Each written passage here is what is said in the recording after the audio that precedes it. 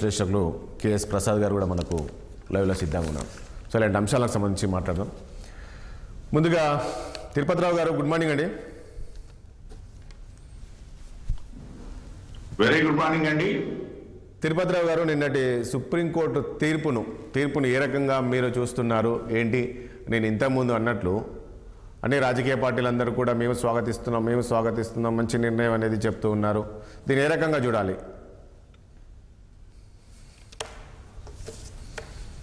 అంటే సుప్రీంకోర్టు తీర్పు అనేది రాష్ట్రం వేసినటువంటి సిట్ ఆధారంగానే జరిగింది.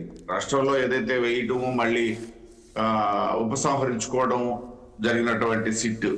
కాకపోతే ఇప్పుడు సిట్టే, ఇదేమి కంప్లీట్ గా సిబిఐకి అప్పగించింది అనేది కూడా చెప్పడానికి లేదు. ఇక్కడ సిబిఐ పర్యవేక్షణలో, ఇంకా చెప్పాలంటే సిబిఐ డైరెక్టర్ పర్యవేక్షణలో సిబిఐ నుండి 2, అదే సందర్భంలో రాష్ట్ర ప్రభుత్వం నుండి 2 పోలీస్ అధికారులు ప్లస్ ఒక ఈ టెక్నికల్ సంబంధించినటువంటి ఒక వ్యక్తి, 5 ఆధ్వర్యంలో నడిచే సిట్. గతంలో ఏంటంటే 5 కూడా రాష్ట్ర ప్రభుత్వానికి సంబంధించినటువంటి అధికారులు మాత్రమే ఉన్నటువంటి సందర్భం గతంలో, ఏదైతే రద్దు చేసినటువంటి సిట్ సంబంధించి. సో ఖచ్చితంగా ఇది ప్రభుత్వానికి ఏమి ఏదో ఎదురు దెబ్బ తగిలిపోయింది అని చెప్పడానికి ఎవరైనా సాహసం చేస్తే అది వాళ్ళ చిక్కే విడిచిపెట్టాలి తప్పిస్తే అదేమీ జరగలేదు. అంటే తిరుపతిరావు గారు, ఇక్కడ రాష్ట్ర ప్రభుత్వం సిట్టు వేసింది కదా, సో దాన్ని రద్దు చేసి ఇప్పుడు మీరు అన్నట్లు సిబిఐ నుంచి 2 రాష్ట్ర ప్రభుత్వం, ఇంత కూడా కేంద్ర పరిధిలో ఉంటుంది కదా, ఇదంతా కేంద్ర పరిధి పర్యవేక్షణ చేద్దాం, ఇది ఒక రాష్ట్ర ప్రభుత్వానికి సంబంధించిన అంశం కాదు కదా, దేశవ్యాప్తంగా సంబంధించిన అంశం, 150 కోట్ల మంది భక్తుల మనోభావాలకు సంబంధించిన అంశం కాబట్టి ఇది రాష్ట్ర పరిధి కన్నా కేంద్ర పరిధిలో ఉంటుందని చెప్పారు కదా. అంటే ఇక్కడ రాష్ట్రానికి ఏ సంబంధం లేదు ఇప్పుడు ప్రజెంట్గా నాకు తెలిసి. అలా అనుకోవడానికి ఏం లేదు. ఎందుకంటే ఇప్పుడు రాష్ట్ర ప్రభుత్వం నుండి 2 అధికారులు ఉండేటప్పుడు మీరు చెప్పినటువంటి సందర్భం ఎప్పుడు వచ్చేది, కంప్లీట్ గా సిబిఐకి అప్పగిస్తే అప్పుడు మీరు అన్నటువంటి కాంటెక్స్ట్ ఇక్కడ ఎరేజ్ అయ్యేది. ఇవాళ అది జరగలేదు కదా.